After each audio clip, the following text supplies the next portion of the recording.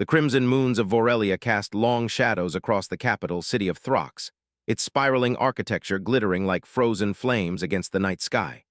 Marcus Donovan, Earth's assistant cultural attaché, walked through the crowded marketplace, fascinated despite his exhaustion. 3 weeks into his first interplanetary diplomatic assignment, he still struggled with the planet's thinner atmosphere and stronger gravity. "Remember, observe, but do not interfere," Ambassador Jensen had warned during orientation. "The Vorelians have their ways and we have ours. Our mission is understanding, not judgment." Understanding was proving difficult. Marcus paused near a cluster of food stalls, watching a group of Vorelians with their characteristic silver-scaled skin and four-fingered hands gesturing animatedly. Their harmonious chittering language still confused his universal translator, which rendered their conversation as a disjointed discussion about resource allocation. That's when he saw her. She lay crumpled against a wall, partially hidden behind waste containers. A female Vorelian, her scales duller than the others, one leg twisted at an unnatural angle, her left arm ending at the elbow. As Marcus watched, passing Vorelians averted their four eyes, some making a circular gesture with their hands, warding off bad fortune he'd learned. The fallen Vorelian reached toward a passerby, her voice a pained warble. The universal translator caught fragments. "Please, water, 3 days." The passerby stepped deliberately around her, continuing without acknowledgement. Marcus knew the Vorelian philosophy of Carathax, strength above all. Ambassador Jensen had explained it as their evolutionary response to their harsh world. Resources went to the strong, ensuring species survival. Weakness was considered contagious, best isolated and left to its natural conclusion. But knowing the philosophy didn't make witnessing it any easier. Against every diplomatic protocol, Marcus approached her. Up close, he could see iridescent patterns beneath her scales, once beautiful, now dulled by dehydration and malnutrition. Her four eyes focused on him with effort. "Water," his translator rendered her weak chirp. Marcus uncapped his canteen, kneeling beside her. He gently lifted her head, helping her drink. Around them, Vorelians stopped to stare, their chittering growing hostile. "Contamination," one hissed in his translator. "The offworlder touches the defective." A Vorelian in official insignia approached. "Human diplomat, this is inappropriate. The female is Carathax rejected. Natural selection must proceed." Marcus looked at the suffering being before him, then back at the official. "Where I come from, we have a different philosophy. We believe strength is shown by how we treat those who need help." "A weakness that will doom your species," the official responded coldly. The female Vorelian's grip tightened on Marcus's sleeve. Her translator-enhanced voice whispered, "I am Alara. If you leave me, I understand. It is our way." Marcus made his decision. In one fluid motion, he gathered Alara into his arms, surprising himself with his strength in Vorelia's heavy gravity. Her body felt feather-light, wasted from neglect. "My name is Marcus," he told her as Vorelians parted before them, their chittering reaching alarmed frequencies. "And with respect to your customs, I believe some ways deserve to be challenged." As he carried Alara from the marketplace toward the Earth Embassy compound, he felt her trembling against his chest. Whether from fear or relief, he couldn't tell. What he did know was that his diplomatic career was likely over, and somehow that seemed an acceptable price for refusing to look away from suffering. What neither of them realized as they left the marketplace was that their actions were being recorded by multiple Vorelians, and that this simple act of compassion would soon reach every corner of their divided world. The Earth Embassy's medical bay hummed with unfamiliar technology as Dr. Keller examined Alara. Marcus paced nearby, ignoring the stern glances from diplomatic security staff. News of his incident had spread quickly through the compound. "You've really done it this time, Donovan," Ambassador Jensen said, entering the room. Her normally composed demeanor showed signs of strain. "The Vorelian High Council has already filed a formal protest. They're calling it cultural interference of the highest order." Marcus squared his shoulders. "With respect, Ambassador, she was dying." "That was their prerogative," Jensen replied, though her voice lacked conviction. She glanced at Alara, who lay still under the medical scanner. "What's done is done. The question is what happens now." Dr. Keller approached, tablet in hand. She's severely malnourished and dehydrated. There's evidence of old fractures that never properly healed. The missing arm appears to be a birth defect, not an injury." He lowered his voice. "And there are signs of deliberate mistreatment." Marcus felt his jaw tighten. "Can you help her?" "I can stabilize her, but Vorelian physiology isn't my specialty. We'll need time." "Time is something we may not have," Jensen interjected. "The Council is demanding her return to her proper place in society." "Which is apparently to die in the street," Marcus said bitterly. Jensen's expression softened slightly. "Look, I understand your feelings, but we're guests here. We can't impose our values on their civilization, no matter how difficult we find them." A weak chirping sound drew their attention. Ilara had awakened and was attempting to sit up. Marcus moved to her side, helping her adjust to a more comfortable position. "You are in trouble. Because of me," the translator rendered her halting speech. "I made my choice," Marcus replied gently. Ambassador Jensen approached cautiously. "Ms. Ilara, I'm Ambassador Jensen. Can you tell us your story? Perhaps there's a solution that satisfies both your needs and your government's concerns." Over the next hour, Ilara's story emerged in fragments. Born with one arm and a spinal deformity that affected her leg mobility, she had been designated Carithax rejected at birth.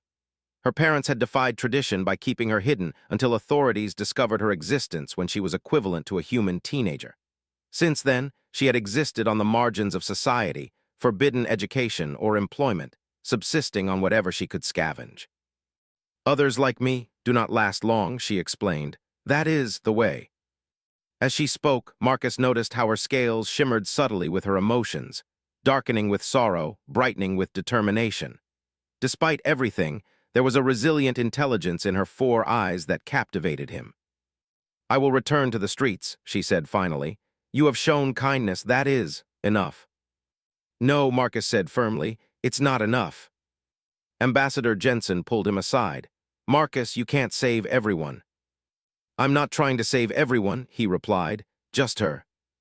That night, after securing reluctant permission for Ilara to remain temporarily as a cultural exchange subject, Marcus brought food to her quarters. He found her examining a book on Earth cultures with fascination. "Your world allows the imperfect to live fully?" she asked, her translator struggling with concepts foreign to Vorelian language. "We believe diversity makes us stronger," Marcus explained, sitting beside her. "Perfect is boring." For the first time, he saw Ilara's mouth form what might be a smile. Her scales rippled with a pearlescent sheen he hadn't seen before. Over the following days, as Ilara's strength improved with proper nutrition and medical care, they developed a routine. Marcus would bring Earth foods for her to sample, and she would teach him Vorelian language nuances no translator could capture. Her natural intelligence flourished with access to the embassy's information systems. "Your people possess surprising resilience," she told him one evening as they watched the crimson moons rise from the embassy garden. "My people believe compassion weakens the species, yet your Earth thrives." "Compassion gives us strength," Marcus replied. "It connects us." Ilara's hand, slightly cool with its delicate scaling, hesitantly touched his. "I begin to understand this connection." The moment was interrupted by Dr. Keller. "Marcus, we have a situation. There's a delegation of Vorelians at the gate demanding to speak with you and Ilara. They're not officials. They're calling themselves the Progressive Coalition. And they say what you've done has started something they've been waiting for." Marcus and Ilara exchanged glances, her scales now shimmering with both fear and hope. Whatever had begun in that marketplace was about to grow beyond their control. The Progressive Coalition turned out to be 7 Vorelians, each bearing subtle physical differences that would mark them as less than perfect in their society's eyes. Their leader, Torm, had asymmetrical eye ridges. Another member, Visha, moved with a slight limp similar to Ilara's. "We have hidden our differences, paid for modifications, or isolated ourselves from society," Torm explained in the embassy's conference room. "Many of us hold positions of influence, but silently. Your actions in the marketplace, Marcus Donovan, have become a catalyst." Ambassador Jensen looked troubled. "A catalyst for what exactly?" "Change," Visha interjected, her scales flashing with passionate blues. "For generations, we've debated how to challenge the Carithax doctrine, but fear kept us silent." Ilara, sitting close to Marcus, leaned forward. What has changed? You, Torm said simply. Videos of a human carrying a Carathax-rejected woman through the streets have spread throughout Vorelia. The ruling council tried to suppress them, but failed. People are asking questions. After the coalition departed with promises of support, Marcus and Ilara found themselves alone in the embassy garden. The evening air carried the sweet scent of Vorelian night blossoms, their illuminated petals casting soft light across the stones. I never imagined being the center of a revolution, Ilara said softly. For most of my life, I believed what they told me, that I deserved nothing, that my existence was an error. Marcus studied her profile against the garden lights. The proper nutrition and care had transformed her. Her scales now shimmered with healthy iridescence, and her movements had become more fluid as her strength returned. What they told you was wrong, he said. You deserved everything, a life, dignity, happiness. She turned toward him, her 4 eyes blinking in their distinctive pattern that he now recognized as emotional processing. And what of you, Marcus? What do you deserve? The question caught him off guard. I'm just doing what anyone should. No, she said with newfound confidence. Many passed me by, only you stopped. Her hand found his in the darkness. The coalition speaks of revolution, but they do not see what I see. What's that? That perhaps what Vorelia needs is not merely political change, but to learn what you call love. The word hung between them, loaded with meaning. In the 3 weeks since he'd brought her to the embassy, their relationship had evolved from rescuer and rescued to something neither could easily define. He'd come to admire her quick mind, her resilience, the way she approached Earth customs with curiosity rather than judgment. And she'd come to see in him a different kind of strength than her world valued, a strength of conviction, of compassion, of standing alone against consensus when necessary. Ilara, he began, uncertain how to navigate this uncharted territory of interspecies attraction. She moved closer, her scales illuminating with soft pulses of color that seemed to match her quickening heartbeat. My people believe that intimate connection should only serve genetic advancement, she whispered, but perhaps there are other purposes for closeness. Their first kiss was tentative, exploratory. The meeting of 2 species never meant to find romance between them. Her lips were cooler than human temperature, slightly textured with fine scales, but the gentle pressure was unmistakably a kiss. Marcus felt a tingling sensation where their lips met, a mild electric current that danced pleasantly across his skin. When they parted, Ilara's scales were luminescent with patterns he'd never seen before, swirling constellations of color that transformed her silver skin into something resembling the Milky Way viewed from Earth. That was, she whispered. Beautiful, he finished. She nodded. On Vorelia, physical intimacy beyond reproduction is considered wasteful, but this felt like creating something new. Later that night, in the privacy of Marcus's quarters, their exploration continued. The discovery of each other's bodies was a lesson in trust and vulnerability. Her cool skin against his warmth, the surprising softness of scales that looked metallic but felt like silk, the places where gentle pressure caused her colors to flare in spectacular displays. It was unlike any intimacy Marcus had known. For Ilara, the experience was transformative. Raised to believe her body was defective, broken, she now watched as Marcus treated each part of her with reverence and desire. His touch on her shortened arm, the gentle massage of her twisted leg, his kisses trailed along her spine's unusual curve.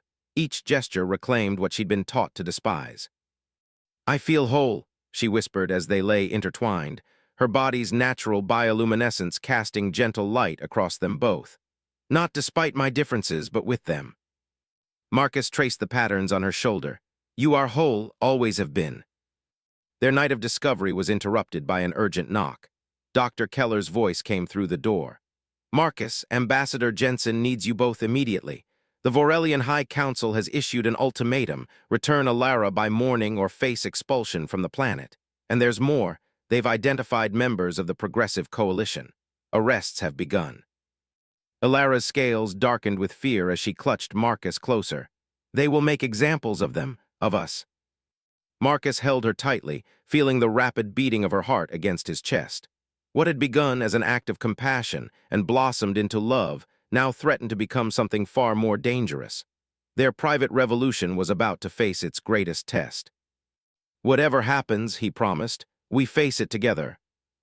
The embassy situation room buzzed with tense activity as dawn approached. Ambassador Jensen looked exhausted, dark circles under her eyes evidence of a sleepless night spent in communication with Earth authorities. The ultimatum is non-negotiable, she told Marcus and Alara. The High Council claims we're harboring a citizen who's legally designated for natural selection. They're framing this as kidnapping. Marcus felt his blood boil. She's a person, not property. I understand your frustration, Jensen said, but diplomatically we're in dangerous territory. Earth wants to maintain relations with Vorelia. Their mineral resources are too valuable to risk open conflict. A communications officer interrupted. Ambassador, we're receiving reports of demonstrations in 3 districts of Throx. Vorelians are gathering, demanding reforms to the Carithax doctrine. Surveillance footage appeared on screens around the room. Hundreds of Vorelians stood in silent protest, many revealing physical differences they had previously hidden: missing limbs, asymmetrical features, mobility aids. Among them were non-disabled Vorelians wearing symbols of solidarity. It seems your rescue has awakened something, Jensen murmured. Alara watched the screens, her scales shimmering with complex emotions. These are my people, she said softly. All my life I believed I was alone. The embassy's security chief entered, his expression grim. We have a problem. The Progressive Coalition members who visited yesterday have been publicly arrested. They're being held in the Central Judgment Hall for species treason. The execution is scheduled for midday. Marcus felt Alara stiffen beside him. Execution for what crime? Undermining Carithax, the security chief replied. In Vorelian law, it's equivalent to attempted genocide.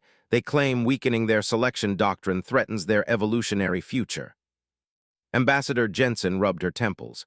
This has escalated beyond a diplomatic incident. She turned to Marcus and Alara. I've received instructions from Earth. We're to facilitate Alara's safe transfer to another world if she seeks asylum, but we cannot directly challenge Vorelian law. And the coalition members? Marcus demanded. Earth won't intervene in their internal justice system. The room fell silent. Marcus felt the weight of impossible choices bearing down. Beside him, Alara's scales had taken on a determination he hadn't seen before, a deep, pulsing blue that seemed to emanate from within. I will not flee while others face death for supporting me, she said firmly. Marcus took her hand. What are you suggesting? I must speak before the High Council, not as a Carithax rejected begging for mercy, but as a citizen demanding justice. They'll never grant you an audience, Jensen warned. They will if I surrender myself, Alara countered. Their law allows the condemned to speak before judgment. Marcus shook his head vehemently. Absolutely not. We'll find another way. There is no other way, Alara insisted, her translator conveying the steel in her voice. This moment was always coming, Marcus. My people must confront what we've become. The debate continued for hours, but Alara remained resolute. By mid-morning, a plan had formed, one that Ambassador Jensen reluctantly approved while making it clear it wasn't officially sanctioned by Earth. As they prepared to leave the embassy, Marcus found a moment alone with Alara. The night they had shared seemed both recent and distant, like a dream threatened by the harsh light of day. You don't have to do this, he said, adjusting the formal Vorelian robes she had requested. I do, she replied, reaching up to touch his face. All my life I accepted my place. I believed I deserved suffering because I was different. You showed me another way to live with dignity, she hesitated, with love. I can't lose you, Marcus admitted, his voice breaking. Not when I've just found you. Alara's scales rippled with emotion, the patterns forming what he now recognized as symbols of affection in Vorelian culture. Whatever happens today, you have already saved me in every way that matters. Their kiss was desperate, loaded with unspoken fears and promises. When they parted, both knew that everything would change in the coming hours. The journey to the Central Judgment Hall was tense.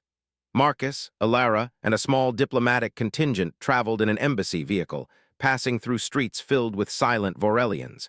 Some raised their hands in a new gesture, 4 fingers splayed in what was becoming a symbol of the movement. The hall itself was an imposing structure of spiraling metal and crystal, designed to amplify sound in a society that communicated as much through vocalization as words. The 7 members of the High Council sat elevated above the chamber floor, their ceremonial robes marking them as the most perfect specimens of Vorelian genetics. Torm and the other coalition members stood in a containment field at the center, their scales dulled from mistreatment. When Alara entered, a murmur ran through the assembled crowds. Many had only seen her in the viral videos, and her transformed appearance, strong, dignified, her scales vibrant, seemed to confound them. "The Karithax rejected returns," announced the chief counselor, his voice echoing through the hall. "You will be judged alongside these traitors." Alara stepped forward, her limp noticeable but her posture proud. "I invoke the right of final voice," she announced clearly. The ancient right, rarely used, could not be denied. The chief counselor gestured her to the speaker's position with obvious distaste. Marcus watched from the diplomatic section, his heart pounding. Everything hinged on what happened next. Alara's voice filled the hall, the translator working to convert her speech for the human observers. "I stand before you not as a defect to be discarded, but as a mirror," she began. "In me, you see your deepest fear, that perfection is an illusion, that any of you could become like me through accident, illness, or age." Her scales began to pulse with light as her passion grew. "The Karithax doctrine claims to strengthen us, but it weakens us by teaching fear instead of adaptation. Look at the humans beside me. Physically weaker than us, shorter-lived, yet they have mastered the stars because they learned that diversity creates resilience." The crowd shifted uncomfortably as she continued, her words challenging centuries of belief. When she described her life on the streets, the hunger, the abuse, the despair, even some council members looked troubled. "I did not choose to be born different," she concluded, "but today I choose to stand before you and ask, what kind of civilization discards its own children? What kind of people find strength in cruelty? I am Alara, daughter of Vorelia, and I demand the right to live with dignity, not because I am perfect, but because I am alive." As she finished, silence blanketed the hall. Then, slowly, a sound began, the soft clicking of Vorelian fingers, their version of applause, starting with a few brave souls and spreading until it filled the chamber. The chief counselor raised his hand for silence. "Emotions do not change law. The Karithax is our protection against weakness. The judgment will proceed as—" "No," a new voice interrupted, a Vorelian female rising from the council benches. She removed her ceremonial hood, revealing a face with subtle asymmetry that had been surgically minimized. "I am Counselor Zella," she announced. "For 40 cycles I have hidden my own differences, believing the lie that they made me less worthy. I will hide no more." The revelation sent shockwaves through the hall. One of their most revered leaders admitting imperfection, it was unprecedented. As security forces moved toward the council platform, chaos erupted. The containment field around the coalition members flickered and failed, sabotaged from within by sympathizers. In the confusion, Marcus fought his way to Alara's side. "We need to leave," he urged as guards approached from multiple directions. Alara looked torn, her gaze moving between Marcus and her fellow Vorelians now engaged in what was quickly becoming a revolutionary moment. "This is just the beginning," she said as they retreated toward the exit. "They will not silence the truth now that it's been spoken." Outside, they found the streets filled with Vorelians of all types, the news of Counselor Zella's revelation spreading rapidly. As Marcus and Alara raced toward the relative safety of the Earth Embassy, they knew that Vorelia would never be the same, and neither would they. 3 months after the chaos at the Central Judgment Hall, Marcus stood on the balcony of the newly established Interspecies Cultural Center, watching the twin moons rise over a transformed Throx. Where once the city's architecture had emphasized uniformity and perfection, now vibrant additions reflected a society in the midst of profound change. "Admiring the view?" Alara asked, joining him. Her new prosthetic arm, a beautiful fusion of Vorelian and Earth technology, gleamed softly in the moonlight. The adaptive brace on her leg had been redesigned by a coalition of engineers who'd emerged from hiding after the revolution. Marcus smiled, still marveling at how much had changed. "I'm admiring everything. Sometimes I can hardly believe we're standing here." The weeks following Alara's speech had been tumultuous. The High Council had collapsed after 3 more members revealed hidden imperfections. The Progressive Coalition, led by Torm and the surprising addition of Councillor Zella, had formed an interim government committed to dismantling the Karathax doctrine. Not everyone embraced the changes. Traditional factions had attempted a counter-revolution, claiming that abandoning their ancient ways would doom the species. But their momentum had faded when historical archives revealed that the Karathax doctrine was not, as long claimed, an ancient tradition but a relatively recent development, implemented during a resource crisis 3 centuries earlier. The first group of Karathax-rejected children moves into their new educational center tomorrow, Ilara said, leaning against him. Some of them have never held a learning tablet before. Her role as Director of Inclusive Development had positioned her at the center of Vorelia's transformation. Where once she had been invisible, now her distinctive silhouette appeared on public service announcements throughout the planet. Earth's approval of the medical technology exchange came through today, Marcus added. The adaptive prosthetics program can begin next month. His own position had evolved as well. After briefly being recalled to Earth, where he'd expected reprimand but received commendation instead, he'd returned as Special Envoy for Humanitarian Affairs. Earth had recognized an opportunity in Vorelia's revolution, a chance to establish deeper ties with a valuable ally through compassion rather than mere commercial interest. Behind them, the reception continued, a gathering of Vorelian and human representatives celebrating the formal alliance treaty. The document included the strongest interspecies rights provisions ever signed, guaranteeing protection for all beings regardless of physical capability. "Do you ever regret it?" Ilara asked suddenly, her scales rippling with contemplative purples. "Getting involved that day in the marketplace, your life would have been simpler." Marcus turned to face her fully, taking in the being who had transformed his understanding of love. Simpler, maybe, but emptier in all the ways that matter.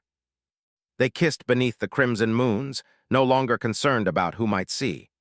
Their relationship had become a symbol of possibility, not just between species, but between old ways and new. Later that night, in their shared quarters that blended human comfort with Vorelian aesthetics, they lay intertwined in the intimate closeness that had become as essential as breathing. Ilara's bioluminescence created dancing patterns across their skin, a private language of love they developed between them. "The Council of Elders has asked me to join the permanent governing body," she said, tracing the contours of his face. "They believe having someone who lived under the old system is essential for building the new one." "You'd be perfect for it," Marcus replied, then laughed. "Though perfect has a different meaning now, doesn't it?" "Indeed," her scales shimmered with amusement. "We're replacing perfect with whole, complete not despite our differences, but because of them." Their conversation drifted to the future.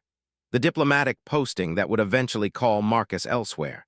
The question of whether their physiological differences would permit children someday. Medical researchers were already exploring possibilities, though both agreed that was a distant consideration. Ambassador Jensen received a curious request today, Marcus mentioned as they watched the night deepen. "A delegation from the Trivasi system has asked for our assistance.